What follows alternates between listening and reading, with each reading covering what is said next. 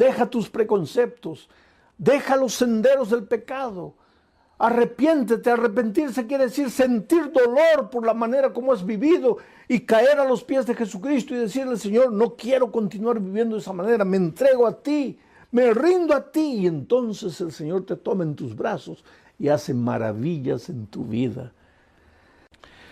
Muy bien, mis amigos queridos, el texto para esta noche voy a leer 3 textos diferentes. El primero está aquí en Filipenses, capítulo 4, versículo 4. Dice así: regocijaos en el Señor siempre.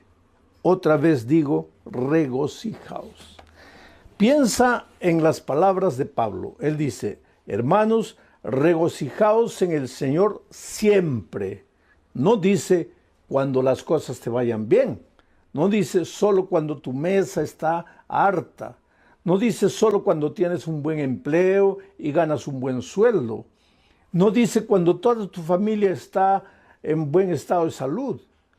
El apóstol Pablo dice: regocijaos en el Señor siempre, siempre, en todo tiempo, en las buenas y en las malas, en el día y en la noche, en el invierno y en el verano. Regocijaos en el Señor siempre.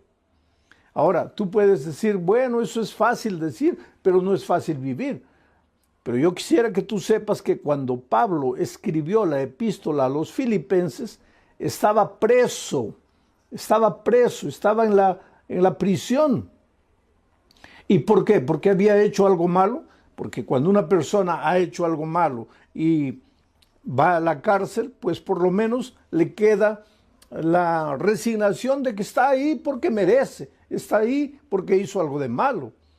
Pero en el caso de Pablo, ¿qué cosa mala había hecho? Yo te hago una pregunta en este momento. ¿Tú crees que Dios cuida a sus siervos? ¿Dios protege a sus siervos? ¿Los defiende del mal, sí o no? Claro que sí. Te hago otra pregunta. ¿Y tú crees que Pablo era un siervo de Dios? ¿Sí o no? Claro que sí. Entonces viene la tercera pregunta. ¿Y si Pablo era un siervo de Dios? ¿Y si Dios cuida siempre a sus siervos, por qué razón Pablo estaba preso? Él no había hecho nada de malo. ¿Sabes por qué él estaba preso? Por predicar el evangelio. Ahora, ¿Dios no debería cuidar a un siervo suyo que predique el evangelio? Sí, debería, desde la lógica humana, desde la perspectiva humana, sí. Al siervo de Dios que está cumpliendo su deber no debería pasarle nada de malo. Y sin embargo vinieron y lo prendieron y lo llevaron a la cárcel. Y ahora Pablo desde la prisión escribe a los filipenses. ¿Y qué les dice? Regocijaos en el Señor siempre. Y si leemos un poco más adelante, dice: regocijaos con cánticos y con himnos. Ahora, Pablo no estaba hablando una cosa teórica, una frase muy bonita de ser dicha: regocijaos en el Señor siempre, y que todo el mundo diga amén. No, no, no. Pablo estaba preso. Pablo estaba sufriendo, estaba pasando por el valle de la tribulación. Y él dice: regocijaos en el Señor siempre. Ahora tal vez tú me preguntes: pero ¿cómo es posible regocijarse en el Señor siempre? Está bien, en el momento de alegría, de felicidad, de abundancia, sí. Pero en el momento de tristeza, de dolor, de lágrimas, ¿cómo alguien se puede regocijar? Tú sabes que hay un desvío de conducta llamado masoquismo, que es la persona que busca el dolor y se alegra y se regocija con el dolor. Pero esto no tiene nada que ver con lo que Pablo está diciendo. Pablo dice: regocijaos en el Señor siempre, y él lo estaba haciendo en medio del dolor. Pero ¿cuál era su secreto? Voy a repetir el texto y vas a ver el secreto. Regocijaos en el Señor siempre, en el Señor. Si tú no estás conectado al Señor, ahí no hay manera de que te regocijes en medio del dolor y en medio de las dificultades. El secreto es en el Señor. Por eso el título de esta semana de predicaciones es conectados. ¿Conectados a quién? Conectados a Jesús, relacionados con Jesús. Entonces, Cuando tú estás conectado a Jesús, cuando tú vives una vida de comunión con Jesucristo, ayer dijimos, vas a aprender a amar. Y hoy te digo, vas a aprender a regocijarte en medio del dolor, en medio de las dificultades, y la vida va a tener sentido para ti. No solo las cosas buenas, también las cosas tristes van a tener sentido para ti. ¿Sabes? El dolor, las dificultades, los momentos difíciles no nacen en la mente de Dios.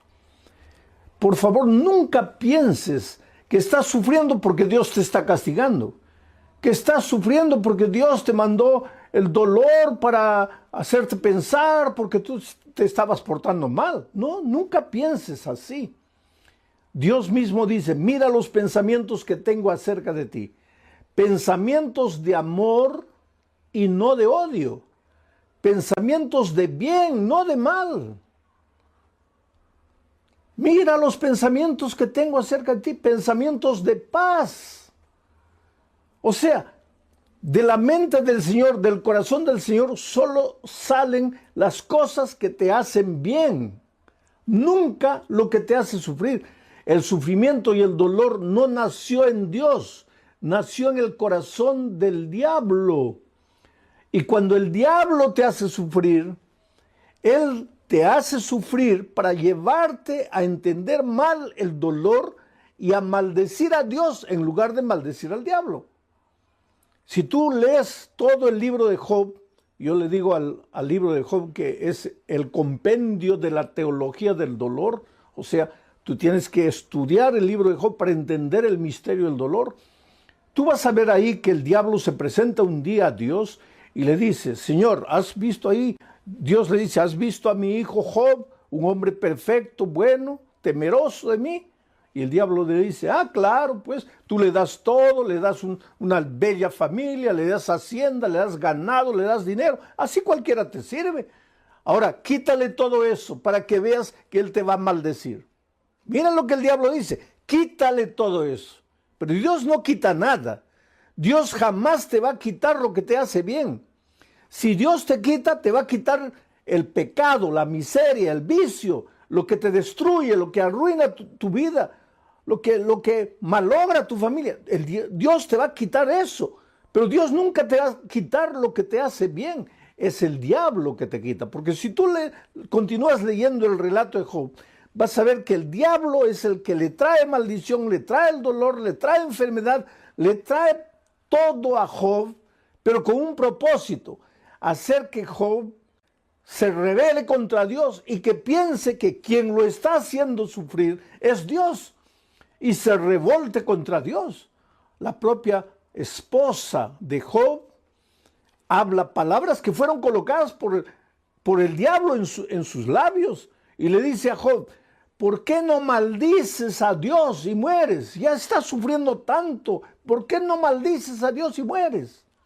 Ella no estaba hablando palabras de ella estaba hablando las palabras del enemigo, porque es el enemigo que te hace sufrir, es el enemigo que te trae dolor, y para traerte dolor muchas veces se sirve de tus propias actitudes, de tus propias decisiones equivocadas, porque el diablo no te echa el licor a la boca a la fuerza, tú es que tomas, el diablo se sirve de ti mismo, de tus errores, de tus desvíos, de tus elecciones equivocadas. ¿Para qué? Para traerte dolor a ti mismo. ¿Y para qué? Para que pienses que Dios te está castigando. ¿Y para qué? Para que te alejes de Dios definitivamente y para que digas que Dios no te ama. ¿Cómo podemos regocijarnos en medio del dolor? Primero, estar conectados al Señor. Pero, y en segundo lugar, déjame leer lo que dice aquí Juan capítulo 15, versículos 10 al 11. Mira, Jesús dijo estas palabras, si guardareis mis mandamientos, permaneceréis en mi amor. O sea, si tú dices, yo permanezco en Cristo, y si permanezco en Cristo, el diablo no me va a derrotar. Está bien la palabra, muy bonita, la frase muy bonita, pero ¿qué quiere decir permanecer en Cristo? Aquí viene Jesús y dice, si guardareis mis mandamientos, permaneceréis en mi amor. Si guardareis mis mandamientos, permaneceréis en mi amor. Así como yo, dice Jesús, he guardado los mandamientos de mi Padre y permanezco en su amor.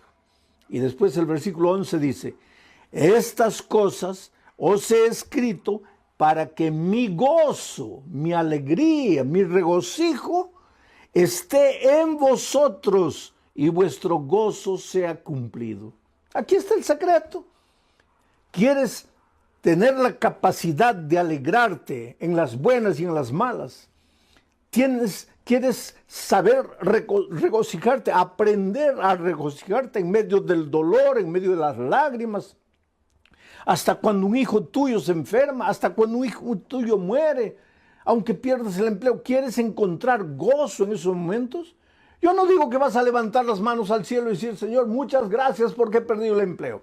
Muchas gracias porque mi hijo ha muerto. No vas a decir eso. Claro que vas a sufrir, claro que vas a llorar, pero no te vas a desesperar porque en medio de todo eso vas a sentir paz en tu corazón, regocijo, la alegría, el gozo de saber que Cristo está a tu lado, aunque no lo puedas tocar, aunque no lo puedas ver. Pero para experimentar esto que te estoy diciendo, tienes que estar conectado a Jesús. Y para estar conectado a Jesús, tienes que guardar sus mandamientos. Quiere decir, guardar sus mandamientos es una evidencia de que estás conectado al Señor Jesucristo. Y cuando estás conectado a Jesús, así como Jesús estaba conectado a su Padre, entonces vas a aprender a regocijarte en medio del dolor. Vas a experimentar lo que es gozo y la alegría de servir y de obedecer. Ahora, queridos, tú me puedes decir, oh, pastor, pero es muy difícil cumplir los mandamientos. Es muy difícil obedecer. No, querido. Tú estás equivocado. Te lo voy a decir de otra manera. Difícil es desobedecer. Te voy a explicar por qué. Cuando Adán y Eva fueron creados, ellos fueron creados con naturaleza perfecta, o sea, con la tendencia a obedecer. Para Adán y Eva, obedecer es como para nosotros desobedecer, natural. Adán y Eva no tenían que esforzarse para obedecer porque su naturaleza era perfecta. Ellos obedecían de manera natural, así como tú tomas agua, como comes de manera natural. Para Adán y Eva obedecer era natural, pero infelizmente pues Adán y Eva desobedecieron, se apartaron de Dios. Y al apartarse de Dios, de cierta manera, ellos iban contra su naturaleza, porque su naturaleza era de obediencia. Solo que al apartarse de Dios, por eso yo digo que el pecado es un misterio, tú no puedes explicar cómo una pareja que había sido creada con naturaleza perfecta, se esforzaron para alejarse de Dios. Pero cuando se alejaron de Dios y pecaron, perdieron la naturaleza perfecta y adquirieron lo que llamamos la naturaleza pecaminosa. ¿Qué es la naturaleza pecaminosa? Lo contrario de la naturaleza perfecta. Con la naturaleza perfecta, para ellos era natural obedecer, fácil obedecer. Pero con la naturaleza pecaminosa, lo que es natural ya no es obedecer, es desobedecer. Es caminar como un caballito loco por los prados, no tener en cuenta a Dios para nada, no querer andar en sus caminos, no seguir sus consejos, no guardar sus mandamientos, hacer lo que tú quieres. Eso es natural al ser humano, porque desde que nacimos nosotros, después de Adán y Eva, todos vinimos al mundo ya trayendo la naturaleza pecaminosa. Ahora, desde pequeñitos, nuestra tendencia es andar solos, correr solos, tratar de resolver los problemas solos. Y ojalá que nos fuera bien. Lo peor es que nos va mal. Desde pequeños cometemos algún pecado, hacemos algo errado, tratamos de esconder, de que nadie nos descubra.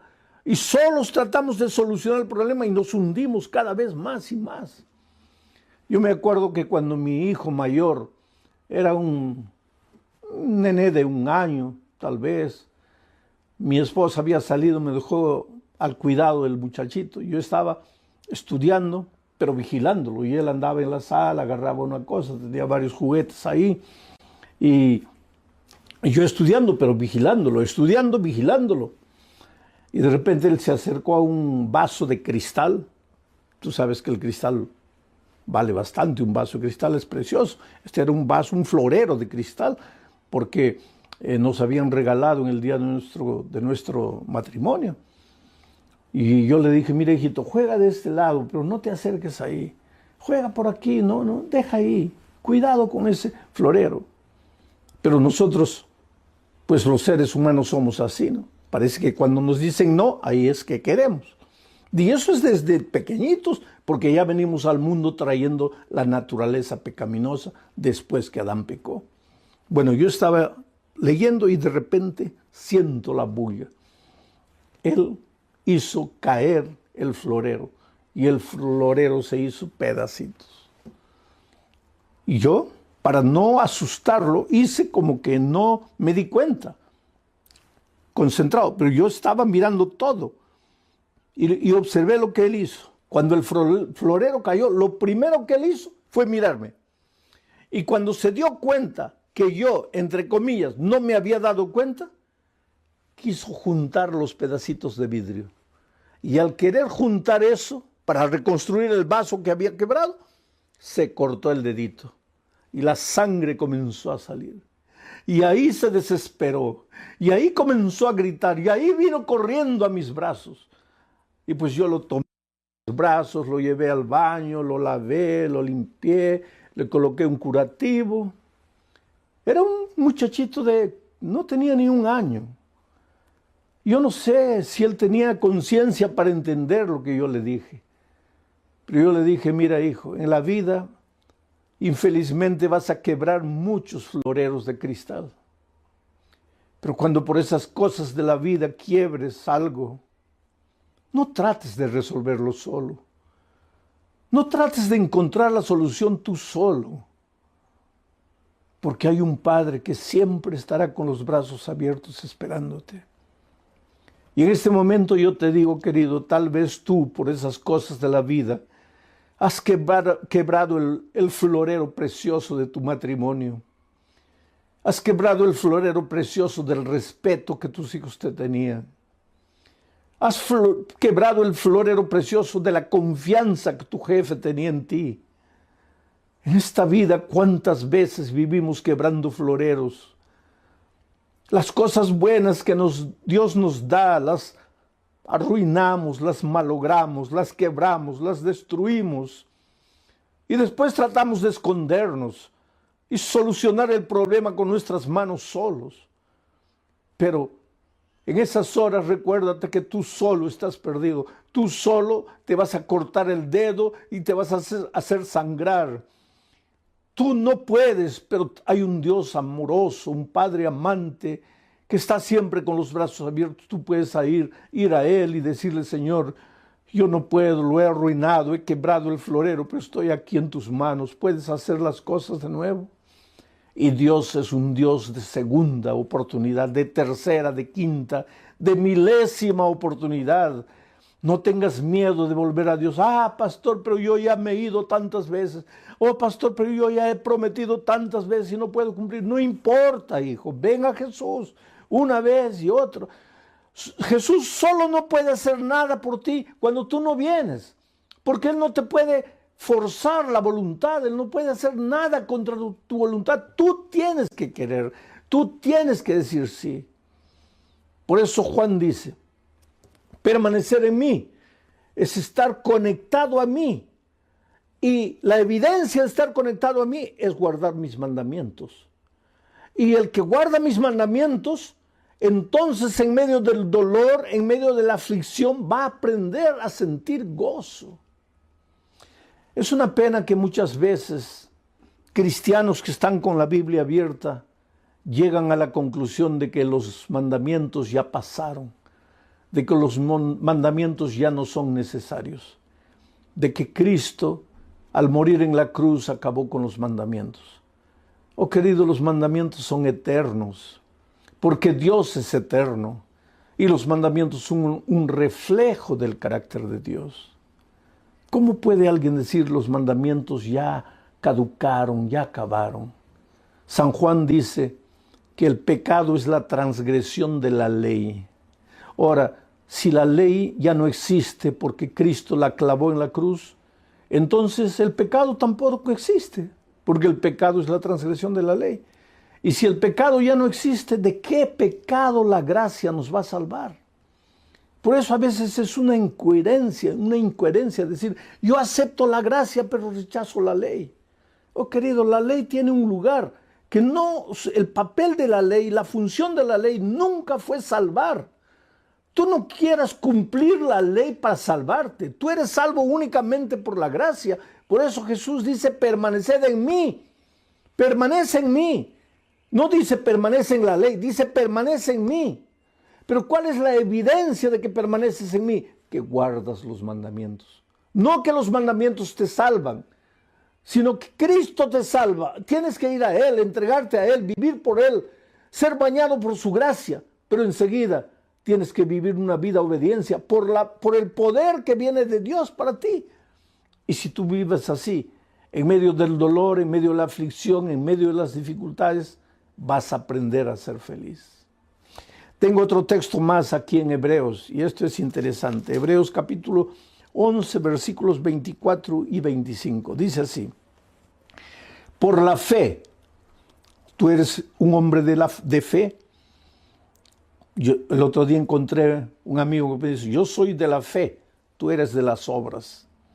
Y este amigo no es miembro de mi iglesia, lógico. Entonces él me dice así, yo soy de la fe, tú eres de las obras. Entonces vamos a leer lo que dice el texto bíblico. Dice, por la fe, Moisés, hecho ya grande, rehusó llamarse hijo de la hija de Faraón. Por la fe rechazó. Ahora escucha lo que dice el siguiente versículo. Escogiendo antes ser maltratado con el pueblo de Dios que gozar de los deleites temporales del pecado. O sea, Moisés, por la fe, tuvo que tomar una decisión. En un momento de la vida, él encontró dos caminos. Primer camino, ser maltratado con el pueblo de Dios. Camino de dolor, camino de rechazo, camino de sufrimiento, sí, porque cuando tú decides seguir a Jesús, tú vas a ver que hasta tus mejores amigos, hasta tus familiares más queridos, te van a volver las espaldas, te van a criticar, se van a burlar de ti, muchos te van a abandonar. Yo conozco jóvenes que han sido expulsados de su casa porque aceptaron a Jesucristo. Yo conozco la historia de una niña que cayó en la prostitución, en la drogadicción, vivía una vida completamente perdida. Los padres sufrían porque sabían la vida que la hija perdía, pero no podían hacer nada para ayudarla, hasta que un día, en medio de la miseria que esa niña vivía, fue alcanzada por el Evangelio y aceptó a Jesucristo, y Jesús la salvó, y Jesús la lavó, y Jesús la restauró, y esa muchacha dejó de usar drogas, dejó de la vida promiscua que vivía, y cuando llegó diciembre decidió volver a la casa de sus padres para darles, según ella, el más grande regalo. Decirles, papá, ustedes, mamá, ustedes han llorado, han sufrido por mí, pero yo quiero decirles que ya no necesitan sufrir.